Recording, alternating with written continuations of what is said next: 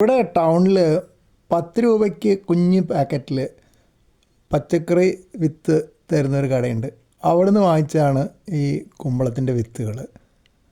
2 ചെടിച്ചട്ടികളിലായിട്ട് 2 വരി വീതമായിട്ട് നട്ടു. അത് കുറേ എണ്ണം മുളച്ച് വന്നിട്ടുണ്ട്. അതാ വിത്ത് കാണാം അവിടെ. അതാണ് അത് ഫോക്കസ് ചെയ്തിരിക്കണേ. ആ ഇലയുടെ മുകളിൽ വിത്തുണ്ട്, കുരുന്നിലയുടെ മുകളിൽ. അപ്പോൾ ഇതിലിപ്പോൾ എത്രയുണ്ട്? 6 തൈകളുണ്ടെന്ന് തോന്നുന്നുണ്ട്. എത്ര വിത്ത് മുളയ്ക്കുന്ന വലിയ ഉറപ്പില്ലാത്തതുകൊണ്ടാണ് അതെല്ലാം കൂടെ 2 ചെടിച്ചട്ടിയിൽ നട്ടത്. പിന്നെ മുളച്ച് വന്നപ്പോൾ പിന്നെ അതിലെന്തായാലും വളരാൻ സ്കോപ്പില്ല. ഇതായാലൊരു ചെടിച്ചട്ടിയാണ്, അതിൽ 3 തൈകൾ ബാക്കിയുണ്ട്.